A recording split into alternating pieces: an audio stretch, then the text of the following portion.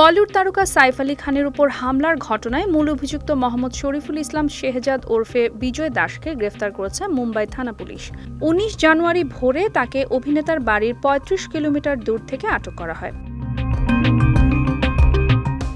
আটকের পর অভিযুক্ত ওই ব্যক্তিকে জিজ্ঞাসাবাদ করে মুম্বাই পুলিশ। এদিকে সাইফ আলী খানের হামলাকারী শরীফুলকে বাংলাদেশি বলে সন্দেহ ভারতীয় পুলিশের। তবে অভিযুক্তর আইনজীবী পুলিশের দাবি উড়িয়ে দিয়েছেন। উল্টো তার দাবি হামলাকারী মোটেই বাংলাদেশি নন, তিনি ভারতীয়।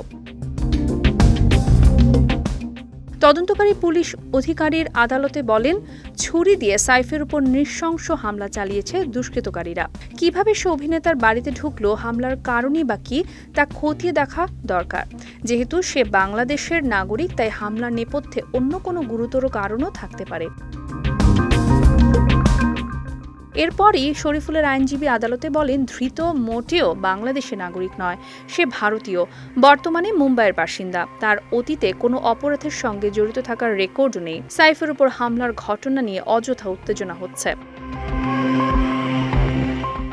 অন্যদিকে শরীফুলকে ১৪ দিনের রিমান্ড দেওয়ার আবেদন জানায় পুলিশ, তবে আদালত মঞ্জুর করেন ৫ দিনের।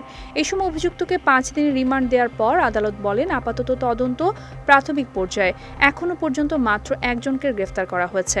ধৃত ব্যক্তি বাংলাদেশের নাগরিক বলেই মনে করা হচ্ছে, তাই আন্তর্জাতিক ষড়যন্ত্রে হামলার ছকের সম্ভাবনাও থাকতে পারে। তা না হলেও হামলার নেপথ্যে অন্য কি কারণ রয়েছে জানার জন্য তদন্তকারীদের কিছুটা সময় দেওয়ার প্রয়োজন। সে কারণে ধৃতকে আরও জোর করা দরকার। তাই তাকে ৫ দিনের পুলিশ হেফাজত দেওয়া হয়েছে। ৫ দিনের পুলিশ হেফাজত শেষে ২৪ জানুয়ারি আবারও বান্দ্রা আদালতে হাজির করা হবে অভিযুক্ত শরীফুলকে।